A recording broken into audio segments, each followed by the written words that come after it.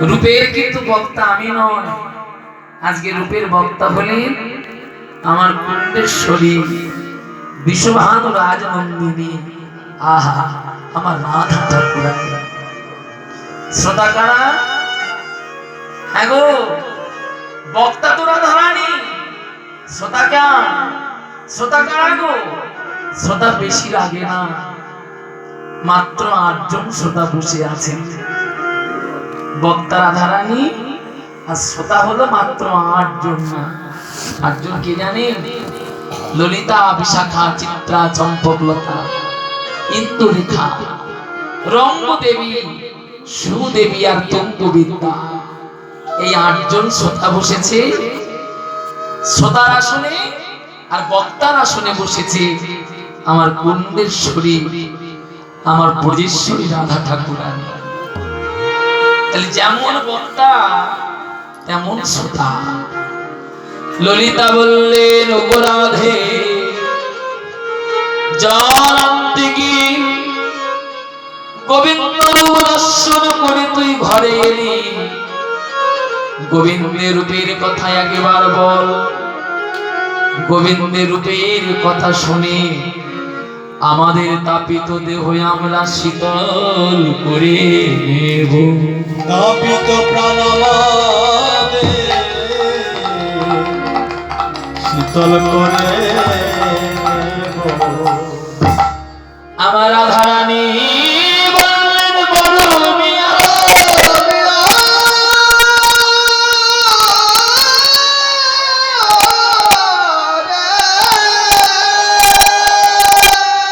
রূপ যে দেখেছে সে তো বলতে পারে না।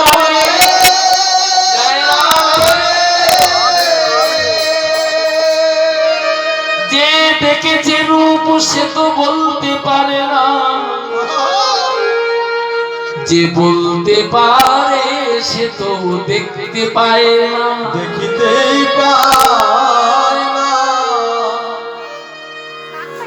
ললিতা বলল, রাধে দেখেছিস তুই, বর্ণনা করবি তুই, রূপের কথা বল। রাধারানী বললেন, মরমিয়া তোর ভুল হলো, দেখেছে আমার নয়ন, বলিবে আমার বদন। বুঝতে পারছো তোমার? দেহের প্রতিটা অঙ্গ সবাই তো গোবিন্দ রূপ দেখতে পায় না। হ্যাঁ, দেখেছে আমার নয়ন, বিধাতা নয়ন দিয়েছে গোবিন্দ রূপ দেখিবার জন্য। দেখেছে আমার নয়ন, বলবে আমার বদন। একের দেখা আনের বলা, মরমিয়া বর্ণনা ভুল হতে পারে, তবে বলিস শুধু আমি আজ যমুনায় জল আনতে গিয়ে গোবিন্দ রূপ দেখিলাম না। আমি গোবিন্দ রূপ কবে আমি দেখেছি জানি? একদিন গোবিন্দ রূপ দেখে আমি আমার গোবিন্দকে ভালোবাসিনি। গোবিন্দ রূপ কবে দেখেছি জানি? তবে বলি শোন মরমিয়া, এ কথা শোনালো মরম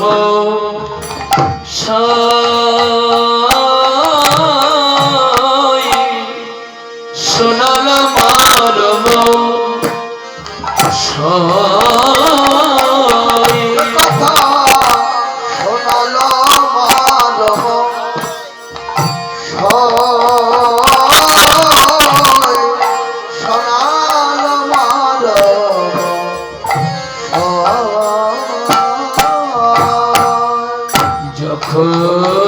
আমার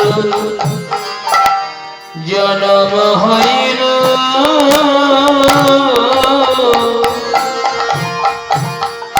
নয়ন মুদিয়া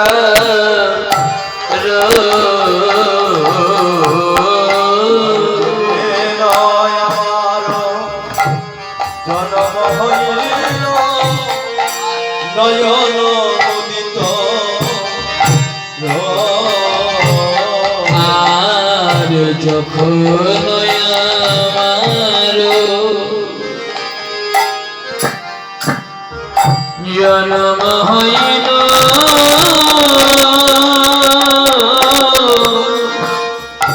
নয়ন মুদিতার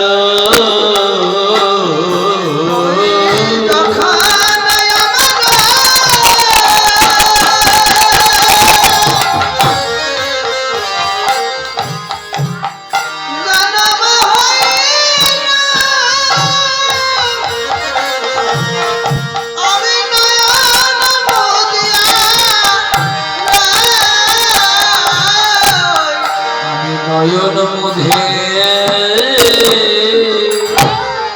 ছিলাম সখী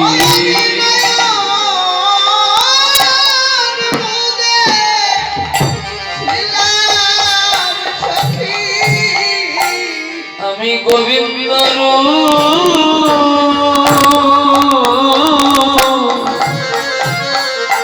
দেখিব বলে আমি নয়ন মুদে ছিলাম সখী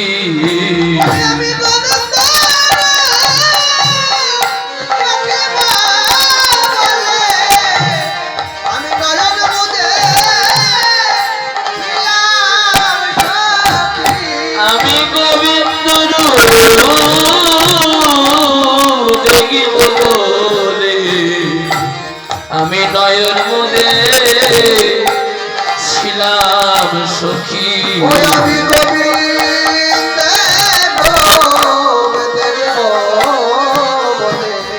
আমি শিশুকালে ভালোবেসেছিলাম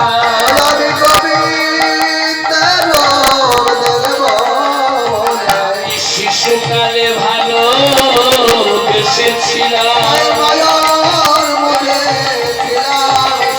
আমি শিশুকালে রূপ দেখেছিলাম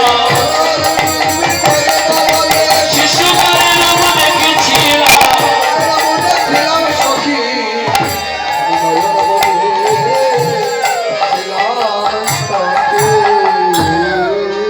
শুনতে যখন চেয়েছি শোন ললিতা শুধু আজ আমি যমুনায় জল আনতে গিয়ে গোবিন্দ রূপ দর্শন করিনি যখন আমি ধরার বুকে ধরা দিলাম আমি আমার গোবিন্দ রূপ দেখিবার লাগি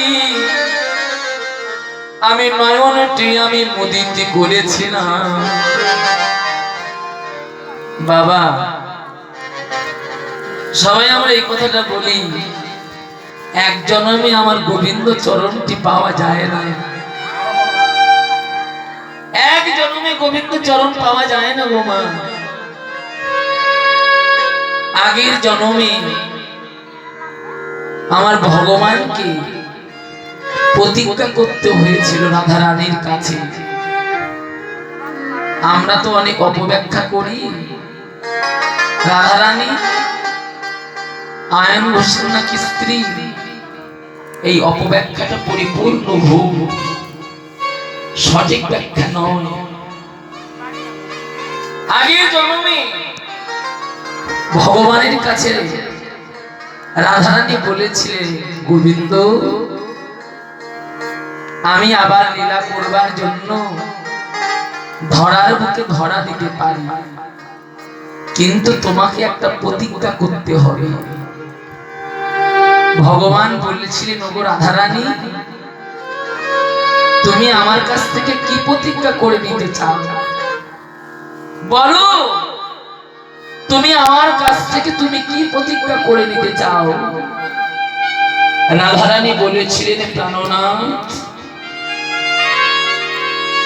এই জায়গাটা অনুভব করবেন মা ভগবানের কাছে যদি চাইতে হয় আমার রাধা রানীর মতো চাইতে হবে ভগবান আমি আবার ধরার বুকে ধরা দিতে পারি কিন্তু তোমাকে প্রতিজ্ঞা করতে হবে বলো রাধা রানী, তুমি আমার কাছ থেকে কি প্রতিজ্ঞা করে নিতে চাও? রাধা রানী বলেছিলেন, প্রাণনা, ধরার বুকে আমি ধরা দিতে পারি, কিন্তু একটি শর্ত। শর্তটি হলো এই, বিশ্ব জগৎকে দেখিবার আগে গোবিন্দ আমি তোমার অপরূপ রূপ মাধুর্য যেন দর্শন করতে পারি। তোমার অপরূপ রূপ মাধুর্য বিশ্ব জগৎকে দেখবার আগে যেন আমি তোমাকে দেখতে পাই। রাধারানী যখন ধরার মুখে ধরা দিয়েছিলেন মা, রাধারানীর মায়ের নাম হলো কীর্তিদা। যখন রাধারানী ধরা দিলেন, রাধারানী ছিল অন্ধ, রাধারানী বোবা। মা কীর্তিদা কাঁদছে, মাটিতে গিয়ে করাঘাত করছে। করাঘাত কথার মানে কপালটা ঠুকছে। ভগবান, তোমার কাছে কত কেঁদেছিলাম, প্রজাবিন্দু সবার সন্তানাদি আছে, কিন্তু ভগবান তুমি আমাকে নিঃসন্তান করে রেখে দিলে। একটি কন্যা সন্তান দাও আর পুত্র সন্তান দাও, ভগবান যা একটা সন্তান আমাকে দাও। কিন্তু ভগবান তুমি একটি সন্তান তুমি আমাকে দিলে, কিন্তু এমনই একটা কন্যা সন্তান তুমি আমার কোলে তুলে দিলে। ভগবান, কন্যাটি অন্ধ, কন্যাটি বোবা।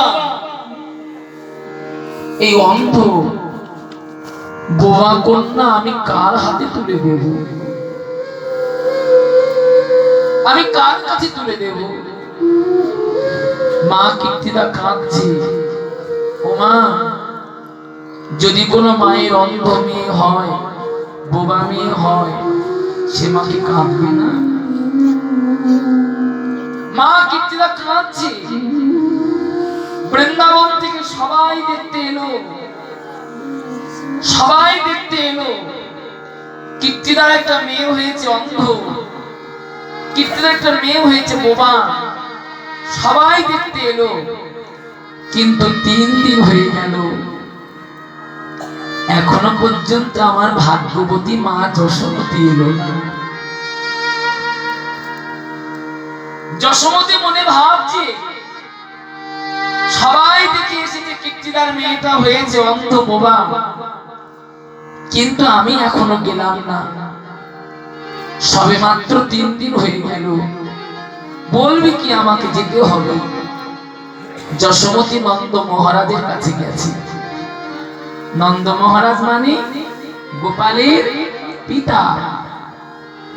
মহারাজের কাছে গিয়ে বলছে, ও মহারাজ, মহারাজ একটু অনুমতি করুন মহারাজ। কীর্তিদার একটা মেয়ে হয়েছে অন্ধ বোবা, বড় কাঁদছে, মাটিতে করাঘাত করছে। মহারাজ একটু আমাকে অনুমতি করুন, কীর্তিদার অন্ধ মেয়েটা, বোবা মেয়েটা আমি দেখে আসবো, আর একটা মেয়েটাকে যে কোনো উপহার দিয়ে আসবো। কীর্তিদাকে সান্ত্বনা দিয়ে বুঝিয়ে সুজিয়ে আবার এখনই তোমার গোপালকে নিয়ে আবার ঘরে ফিরে আসবো। মা যশোমতী গোপালকে কোলে নিলে। ছোট্ট গোপাল কার কাছে রেখে যাবে? গোপালকে কোলে নিয়ে মা যশোমতী চলেছে কীর্তিকার মন্দিরে। যেতে যেতে মা কীর্তিদা মনে ভাবলো, কি মনে ভাবলো বাবা? আমি বন দিয়ে যাবো তো, যদি আমার গোপালের কোনো হাওয়া বাতাস লাগে। মা যশোমতী তুলসী বৃক্ষ থেকে তুলসী পত্র তুলে একটি তুলসী পত্র গোপালের মস্তকে দিলে। বৃন্দাবনে সাধুগণ বিচার করে কি বললেন জানো? বড় ভাগ্যবতী তুলসী দেবী, বড় ভাগ্যবতী তুলসী রে, বড় ভাগ্যবতী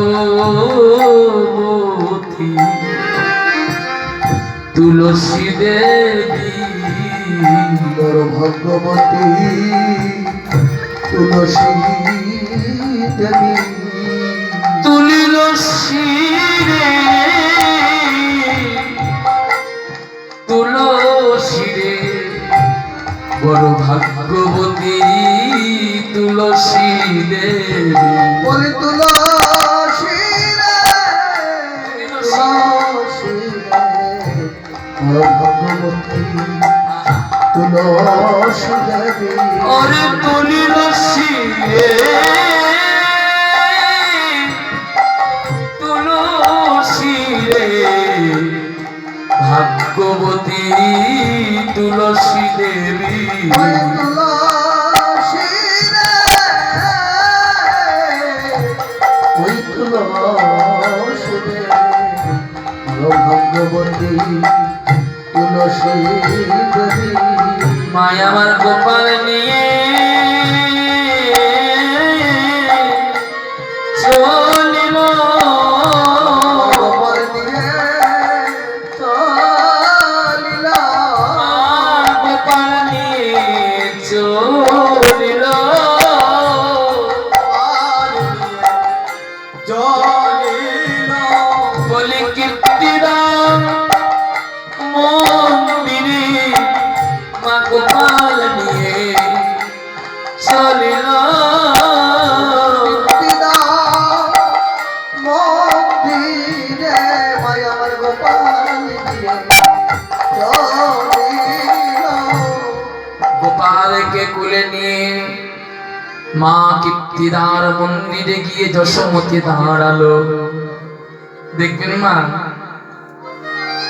যদি আপনজনা কেউ কাছে আসে না, তখন দেখবেন তার দুঃখটা একটু বেশি হয়ে যায়।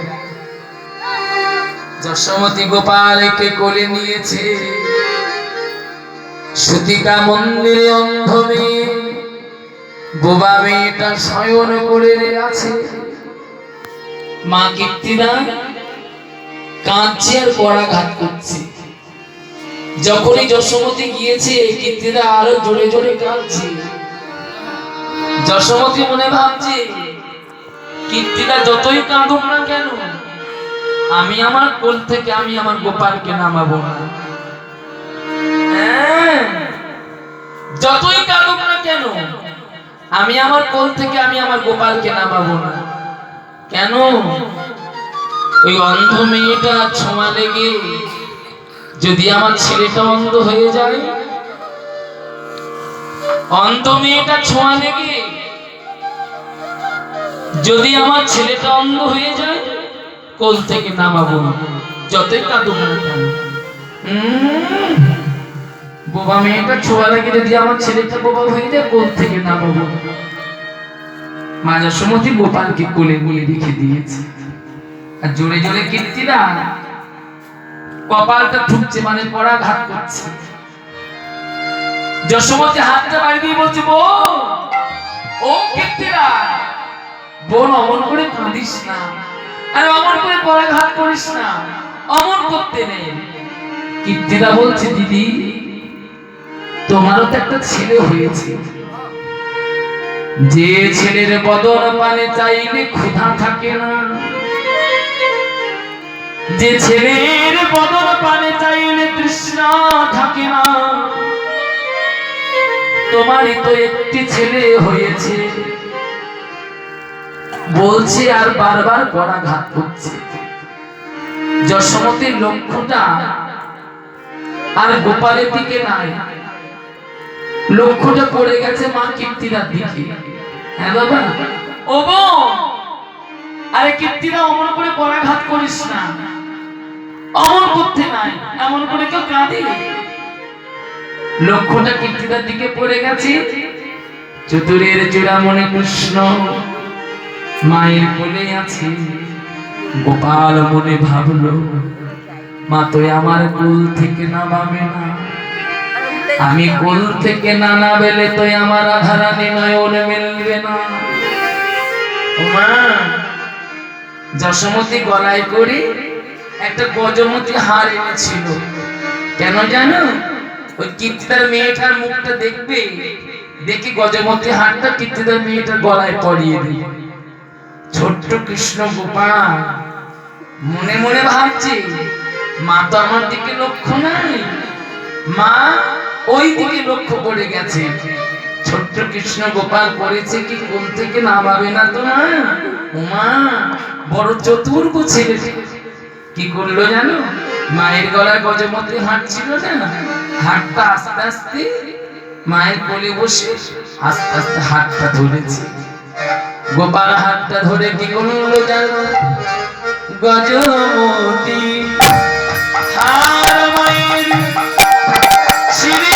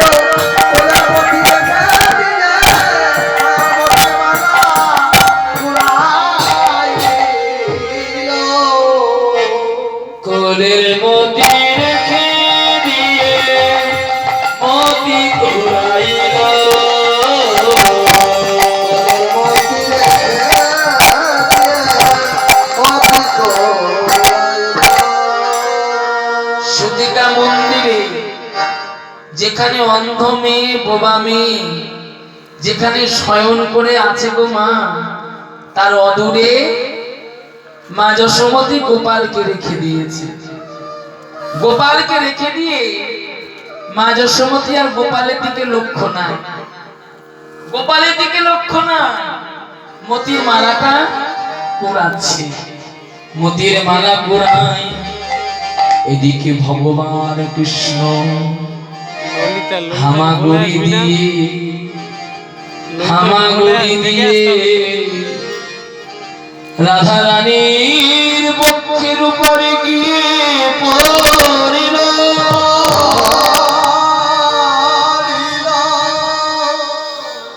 ডাকছে, মধুর সুরে ডাকছে, কিশোরী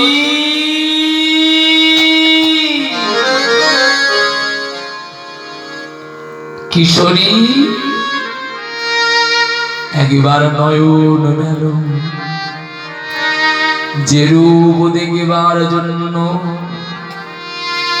তুমি নয়ন মুদিত করে আছো। বুঝতে পারছেন মা, আমার গোবিন্দের সঙ্গে রাধারানীর কেমন ভালোবাসা। ও গো রাধে, যে রূপ দেখবার জন্য তুমি নয়ন মুদিত করে আছো।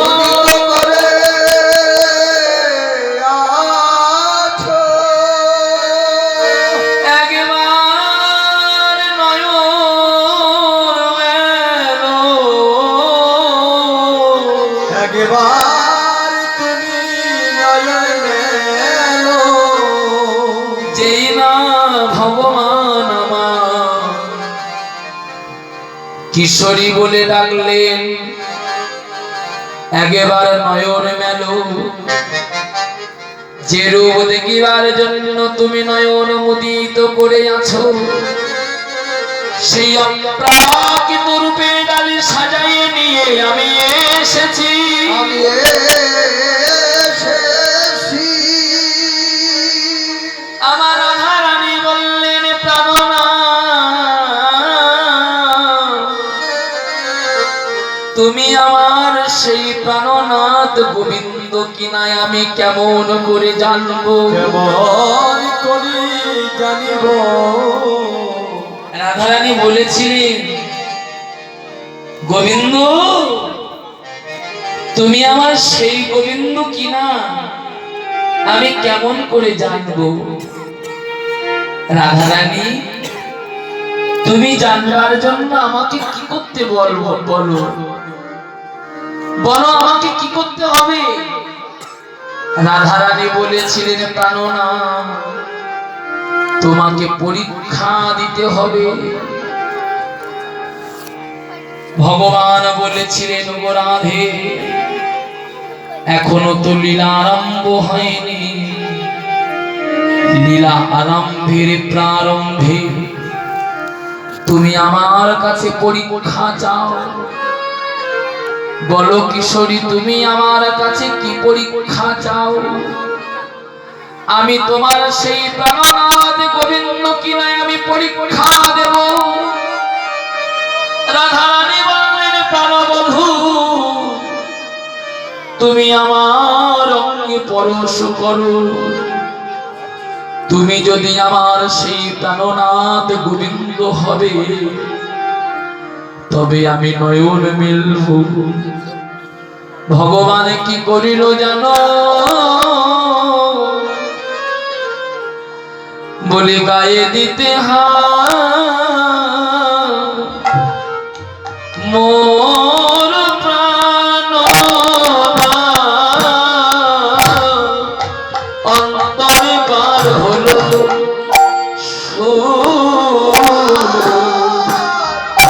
গায়ে দিতে মোর প্রাণনাথ অন্তরে বাড়ায়ে বলে গায়ে দিতে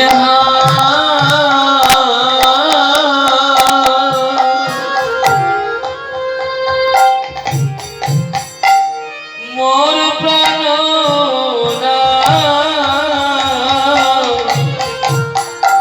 অন্তরে বার হলো গায়ে দিতে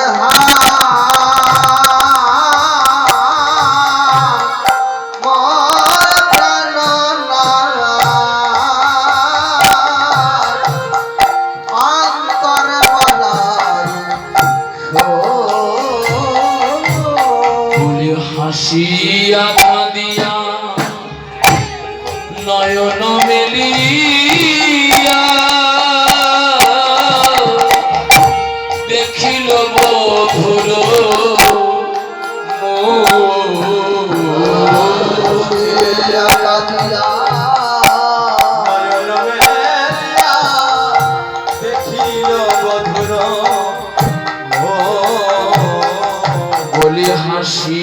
কাঁদিয়া কাঁদিয়া নয়ন মেলিয়া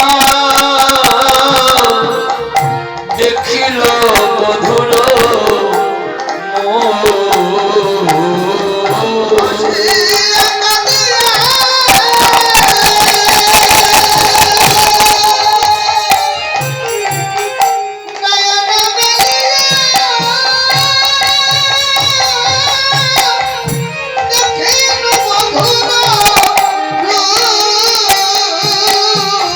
আমি সেই দিন রূপ দেখেছিলাম আমি সেই দিনের দেখেছিলাম আমি নয়ন মুদে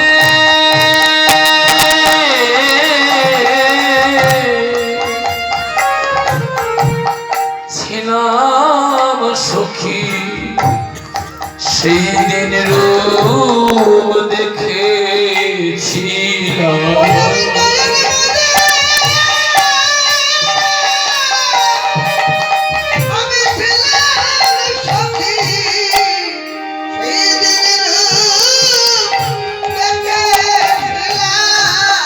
শুধু আমি গোবিন্দ রূপ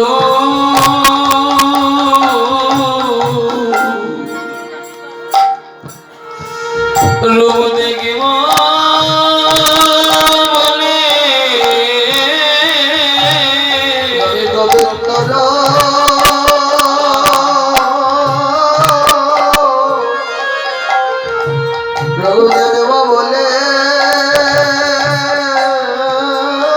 শুধু আমি গোবিন্দ রূপ দেখিব বলে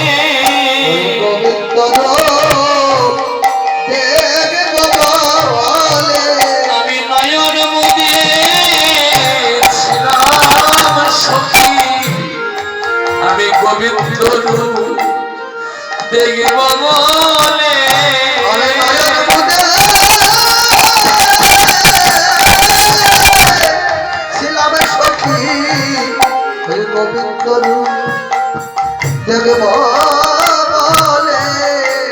জানিস ললিতা গায়ে আমার পরশ করল গায়ে দিতে হাত মোর প্রাণনা অন্তরে পার হলো আমার হাসি আঁকা দিয়া নয়ন মেলিয়া দেখিলাম বধুর দেখিলাম বধুর শুধু আজ আমি যমুনায় জল আনতে গিয়ে আমি আমার গোবিন্দ রূপ দর্শন করিনি রে শিশুকালে আমি গোবিন্দ রূপ দর্শন করেছি মাতৃ গর্ভ থেকে যেদিন আমি ধরার বুকে ধরা দিলাম কথা আছে না মাগো যার হয় তার হয় যা হয় না তার হয় না যার হয় তার সকাল সকাল হয় আর যার হয় না তার কোনো সকালে হয় না শিশুকালে রূপ দেখেছিলাম ওমা গোবিন্দ রূপটা দর্শন করে রাধারানী কাঁদছে যখন কাঁদছে যশোমতী মুক্তার মালাটা কুড়াচ্ছে তো এই কীর্তিদা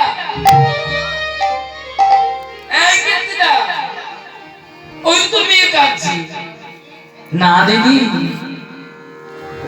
না দিদি তো ছেলেই কাঁদছে যশোমতী বলছে কীর্তিদা আমার 15 দিনের ছেলে আমার ছেলের কণ্ঠের স্বরটা আমি কি জানি না আর কেমন করে কাঁদে এই কীর্তিদা তোর মেয়েই কাঁদছে না দিদি তোমার ছেলে কাঁদছে যশোমতী মুক্তার মালাটা কুড়াচ্ছিল তো সেই মালাগুলো রেখে দিয়ে সুতিকা মন্দিরে গেছে ও মা হবে কি সবে মাত্র 15 দিন বয়স ওই ছেলেটাকেই আমি অদূরে রেখে দিলাম সেই অন্ধ মেয়ে বোবা মেয়েটা একেবারে বক্ষের উপরে গিয়ে ঝাঁপিয়ে গিয়ে পড়েছে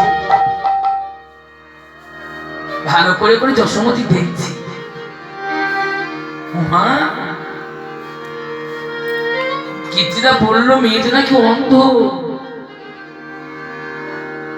মেয়েটা নাকি বোমা। ওমা হবে কি, কি মোটা মোটা করে আমার ছেলের দিকে চাইছি। এই কীর্তিদা, এদিকে আয়। আরে এদিকে আয়। আরে কে বলে তোর মেয়ে অন্ধ? আরে কে বলে তোর মেয়ে বোবা? ওই দেখ তোর মেয়ে কাঁদছে, শুধু কাঁদছে না। আরে এদিকে না, কেমন মোটা মোটা করে চোখটা চেয়েছি আমার ছেলের পানে চাইছি। ওমা হবে কি, যশোমতী কীর্তিদা কাঁদছিল তো, করাঘাত করছে তো, বিশ্বাস করছে না। ভালো করে দেখেছে 3 দিন, সবাই দেখেছে বৃন্দাবন থেকে, সবাই দেখেছে অন্ধ, সবাই দেখেছে বোবা। যশোমতী কীর্তিদার হাতখানা চেপে ধরে টানতে টানতে নিয়েছে। দেখ ভালো করে দেখ, এর জন্য কপাল ঠুকছে, মরছে, কাঁদছে। ভালো করে দেখ। সত্যি তো দিদি, ও মা সত্যি আমার মেয়েটা কেমন ভালো ভালো করে চাইছে। দিদি তুমি আশায় আমার পরমঙ্গল হয়েছে, শুধু তুমি আশায় না, তোমার ছেলে আশায় আমার পরমঙ্গল হয়েছে। কীর্তিদা যশোমতীর হাত চেপে ধরে বললেন, দিদি গো, তোমার ছেলের পরশে আমার মেয়ে দৃষ্টি ফিরে পেল, তোমার ছেলের পরশে আমার মেয়ে বাঘ শক্তি ফিরে পেল। ও দিদি একটা কথা বলবো। দিদি বল, আমার কথাটা তুই রাখবি তো? আরে বল কীর্তিদা, কি বলতে চাইছিস? দিদি আমার অন্ধ মেয়ে, বোবা মেয়ে আজ হতে তোমার ছেলের চরণে সঁপে দিলাম। ওগো দিদি গো, জয় রাধে। তোমার ছেলের চরণে আমি সঁপে দিলাম। তোমার ছেলের চরণে সঁপে দিলাম। তোমার ছেলে চরণে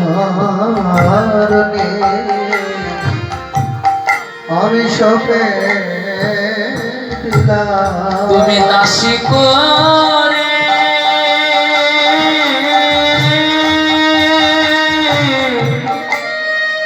দাসী করে রেখে দিও, তোমার ছেলের চরণে সঁপে দিও। দাসী করে